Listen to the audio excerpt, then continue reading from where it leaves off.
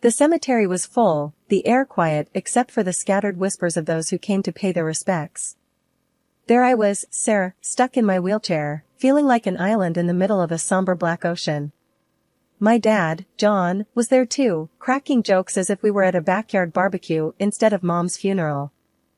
Elaine, with her hawk-like eyes and that smile that never quite reached them, was by his side. She was the nurse who was supposed to make things easier after Mom got sick, but all she did was make my skin crawl. "Dad, how can you be laughing at a time like this?" I asked, my hands tight on the wheels of my chair. He looked at me, his chuckle trailing off as he wiped a hand across his face. "Oh, lighten up, will you? Life goes on. Besides, she'd want us to be happy." "Happy?" I almost shouted. "Mom's not even cold, and you're—" "Enough, Sarah," he cut me off, his voice harsh.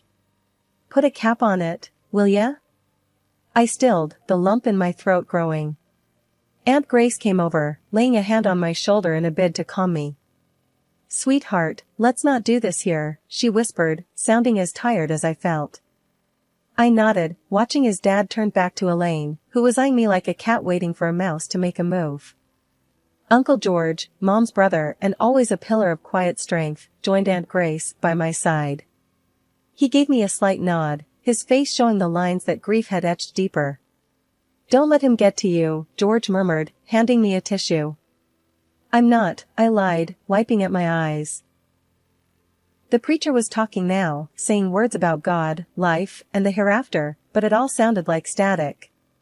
My mind was elsewhere, on Dad and Elaine, the way they were too close, the way she was with him all the time now, how he needed her support. As people moved to throw dirt onto the casket, Dad's laugh rang out again. It was loud and grating. I caught bits and pieces of what he said to one of Mom's old friends. "Yeah, it's rough, but what can you do, huh? Gotta keep on truckin'." I couldn't stay silent. "Dad," I said louder than I intended, "don't you think you could pretend, just for today?" He turned to me, his eyes narrowed. "Sarah, don't start." "Pretend?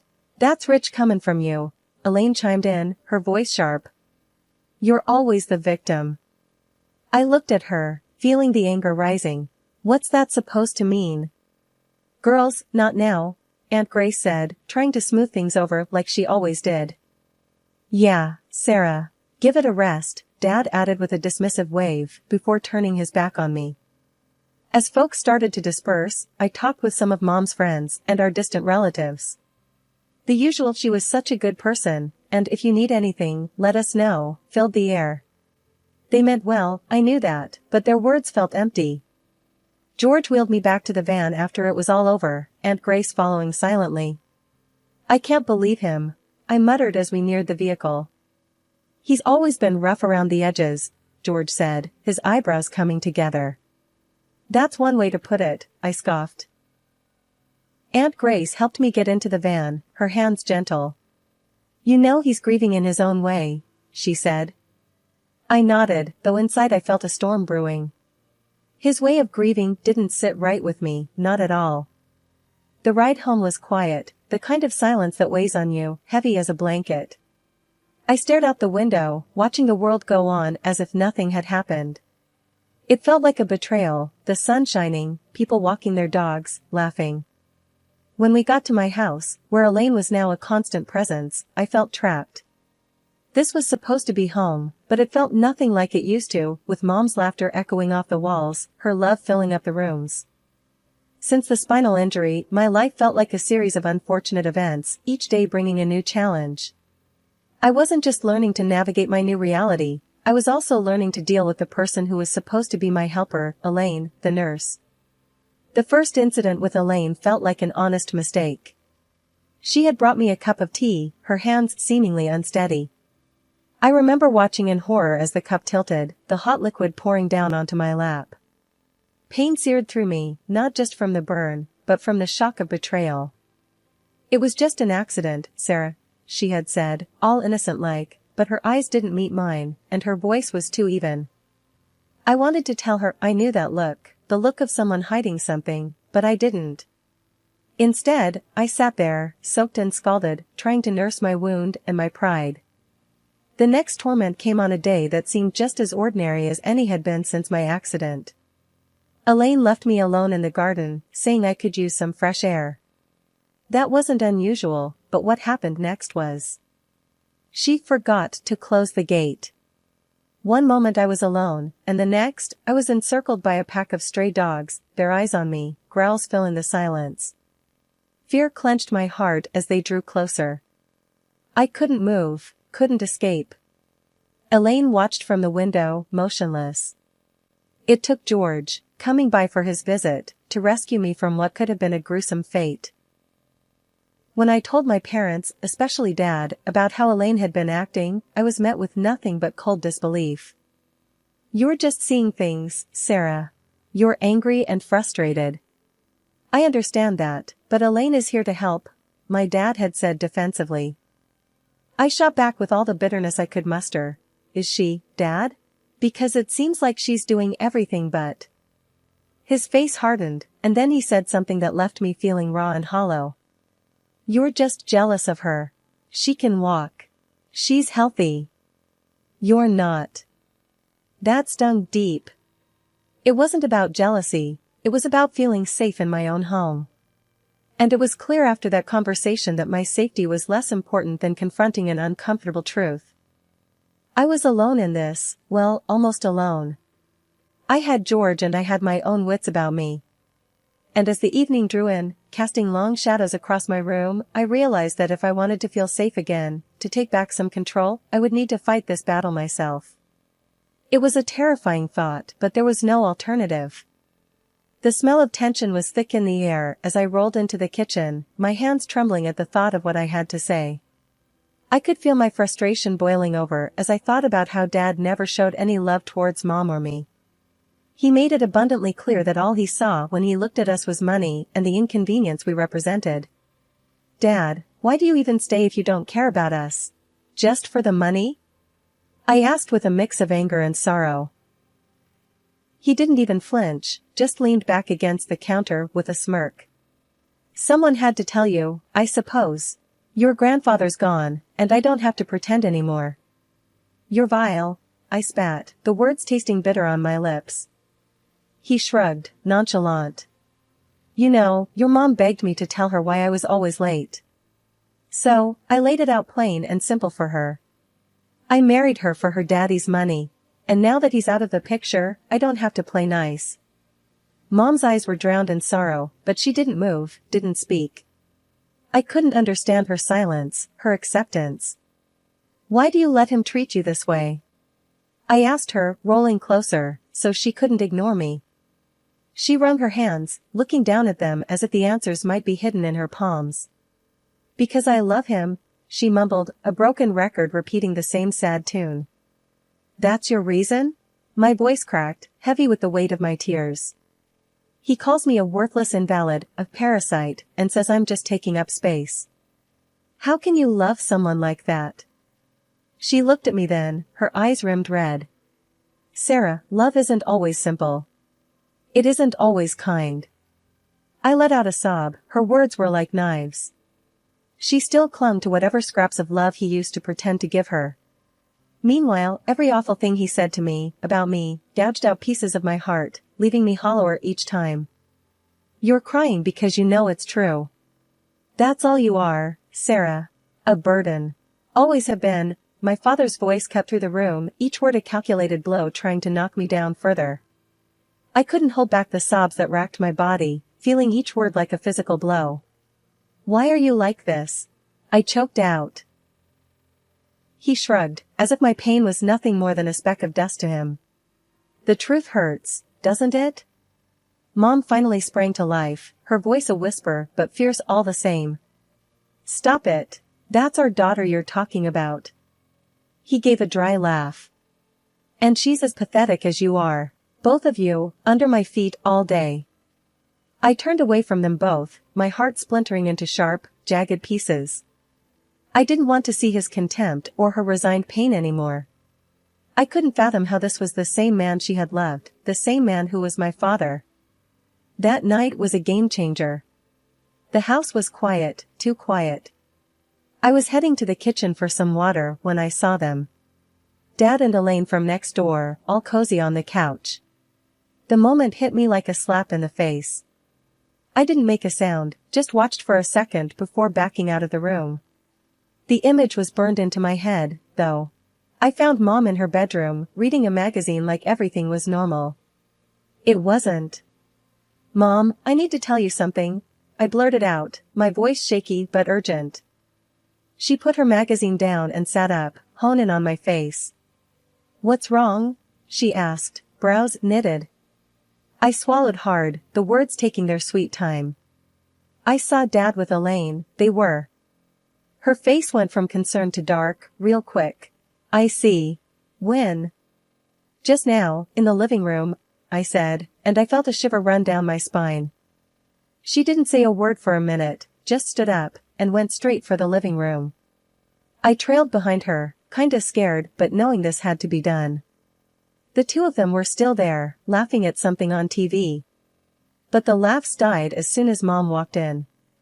Dad's face, it was priceless. "Oh, Sarah. I'll handle this," Mom whispered to me without taking her eyes off them.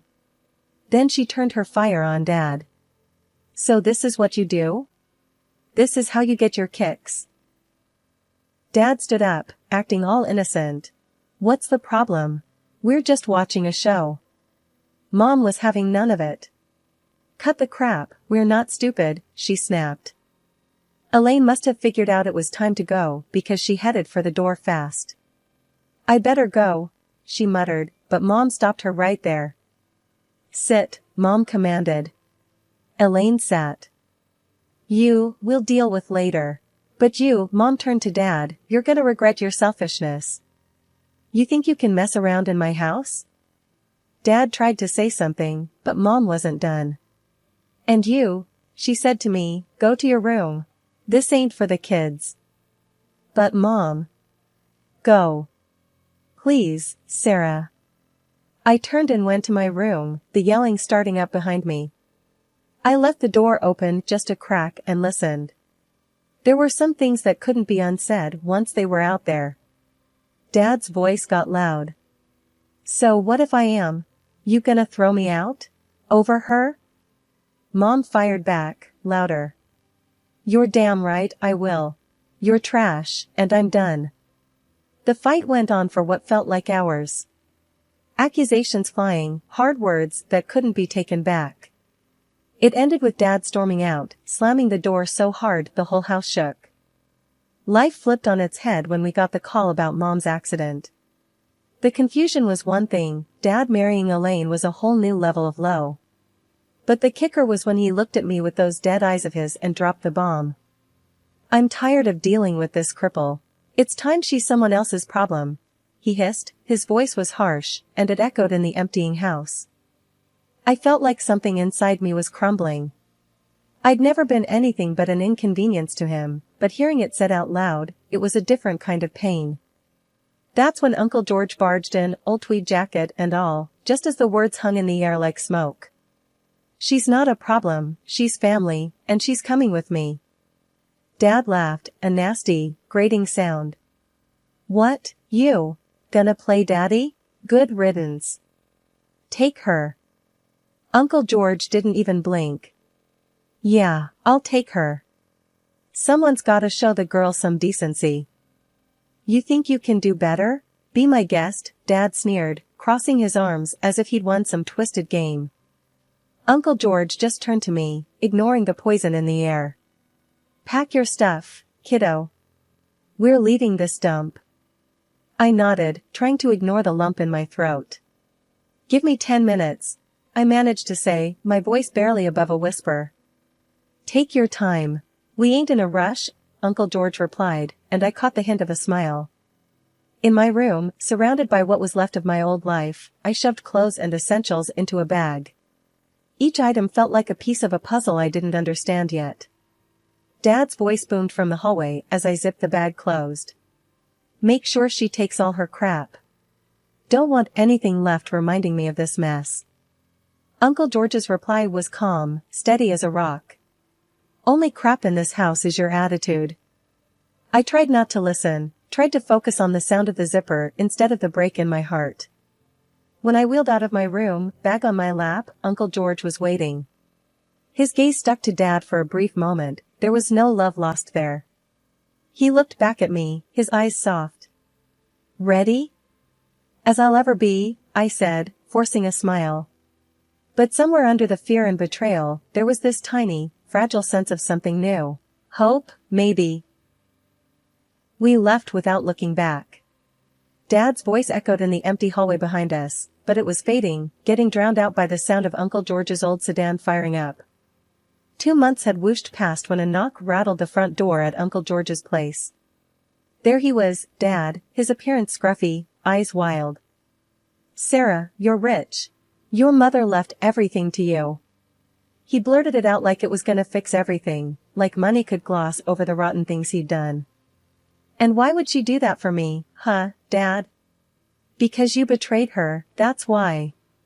I shot back, my voice heavy with a mix of scorn and disbelief. Dad shuffled his feet, looking anywhere but at me. "Look, I know I messed up, but nothing," Uncle George cut in, his voice hard as nails. "You made your bed, now get lost. You can't just shut me out. I'm her father," Dad protested, his voice cracking with desperation. "Funny way of showing it, turning up after all this time, 'cause there's money in the wind." Uncle George's stance was like a tree, firm and unyielding. His words hung there, stinging with truth. Dad looked deflated, smaller somehow. "Isn't there anything you want from me?" "Yeah," I said, gripping my chair's armrests. "I want you to leave." The words felt like pebbles rolling off my tongue, heavy and final. Dad's face twisted, and for a split second, I saw something like pain flicker in his eyes. He stumbled backward off the porch, gave one last pitiful look, and walked away. Uncle George slammed the door and turned to me, eyebrows raised. "You good?" I nodded, letting out a breath I didn't realize I'd been holding. The silence in the house was filled with the weight of what had just happened, but it felt right. It felt just. Later, sitting with the lawyer, the numbers and talks of estates and accounts washed over me. It was a lot, more than I'd ever imagined. "So, you're telling me all this is mine?" I asked, pointing at the papers spread out on the kitchen table. "Yes, Sarah. It's all yours, every cent," the lawyer confirmed with a nod. Reality was sinking in, slowly, a little shocking and a lot overwhelming. Uncle George whistled low. "Guess your mom made sure you'd be okay." I couldn't help but smile, bittersweet as it was. "Yeah, she did, didn't she?" Uncle George ruffled my hair, something only he could get away with. "Your mom was a smart woman." Peering out the window, I couldn't help but catch the drama unfolding like a car crash you can't look away from. Elaine was out there shredding Dad apart with her words. "I don't need this, I don't need an old broke man." Her voice was shrill, slicing through the quiet street like a siren. "Elaine, please, I love you. I have nothing without you." Dad reached for her arm, but she shook him off like he was some annoying bug, not her husband of the past few years. I could almost see his heart break from here, the way his posture crumbled. Once a towering figure, now just a crumpled shell. Elaine snorted. "Love? Don't make me laugh. You're useless to me now. Find someone else to leech off." With those words, she stormed off, her heels clicking against the pavement like a stopwatch, counting down the seconds of Dad's dignity as it crumbled away. Leaning back from the window, I sat down heavily at the kitchen table where Uncle George was doing the crossword, unaware of the soap opera that just ended outside. "Elaine's gone," I said bluntly. Figured she would. The woman's got the loyalty of a cat in a fish shop. He didn't look up from his paper. I huffed a laugh, despite the heaviness of the situation. "What now?" "Now? You live your life," Uncle George said, filling in an answer with a confident scribble. But guilt gnawed at me. Shouldn't we help him? "Sarah, there's a difference between helping someone who falls into a hole and someone who digs one for himself and jumps in." He finally looked up at me with those clear eyes of his. You're right. I sighed, my gaze drifting back to the window, half expecting to see Dad still standing there. But he was gone. The rest of the day passed quietly, the neighborhood unaware of the little drama that had just shifted the tides in our small world. At bedtime, as I stared up at the ceiling, Dad's broken figure haunted the edges of my thoughts. Elaine had shown her colors, and they were as stark as a winter sky. Had we ever been a family? Or was it all just pretty lies wrapped around ugly truths? Sleep didn't come easy that night. I had money, sure. A new life, yeah. But there in the quiet, everything felt like it was teetering on the edge of something I couldn't name. And I had a creeping feeling it was up to me to make sure it didn't all just fall apart. Please, Sarah. Let me stay. I have nowhere to go. Dad stood at my doorstep, fumbling with the hem of his weathered coat, looking a far cry from the imposing man he once was. You've made your bed, Dad. Now sleep in it. My words were cold, necessary ice. I had to be strong, for my own sake. He sighed, a deep, rattling breath that seemed to shake his fragile frame. Without another word, he turned, his steps heavy as he walked away. And then, as I watched him go, Esther, my new nurse, came up beside me. You okay? Yeah, I replied. I have to be. Esther just nodded, knowing better than to push. That's what I appreciated about her, she gave me space to breathe. The week that followed was a blur of activity. Meetings with Uncle George and Aunt Grace did more than fill my days, they were healing the old wounds with a salve made of genuine care. So, what's next for you, Sarah? Aunt Grace asked one evening, her voice as straightforward as the rest of her. Picking up the pieces, I guess. Building something, mine, I said, my hands folding around a coffee mug, a piece of normalcy. Uncle George chuckled, "Atta girl. That's the spirit." It felt good, creating a new routine, finding some footing on this unfamiliar path. But it was not without its hurdles. Sarah, have you thought more about that job offer? Esther's voice broke through my thoughts one afternoon. Yeah, I mumbled, but can I leave the past behind? You don't leave it, she said, her voice firm but gentle. You build on it. I pondered her words, realizing there was wisdom there. I didn't have to forget where I came from, but I didn't have to live there either. So I dove in. Took the job. Spent my days learning, growing stronger, both in mind and heart. The work was hard, but rewarding. And surprisingly, my past, the pain and the fallouts, shaped me, gave me an edge. I connected, understood, and empathy became my tool. Evenings were for family, real family. And my home began filling with laughter, the sounds of Uncle George's terrible jokes, Esther's calm wisdom, and Aunt Grace's no-nonsense love.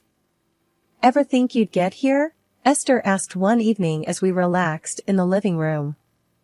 Not in a million years, I admitted. Life's funny like that, Uncle George interjected with a smirk. Just when you think you've got it figured out, it throws a pie in your face. More like a damn hurricane, I countered with a smile. A hurricane that cleared the path, Aunt Grace said, echoing the thoughts I hadn't dared to voice. I looked around at these people, my people. We were an odd bunch, a patchwork family, but we fit together somehow, like pieces in a puzzle I didn't know I was completing. You know, I started, a warmth spreading through me as I spoke, all this talk of weather makes me think we've weathered the storm pretty well. There she is, Uncle George nodded, raising his mug. Our Sarah, stronger than the toughest gale. Esther raised her glass too, and Aunt Grace followed, their smiles saying more than words ever could. So, I raised my mug, a silent thank you to the past for forging my future, to the struggles that showed me my strengths, and to the realization that sometimes, the hardest thing and the right thing were the same.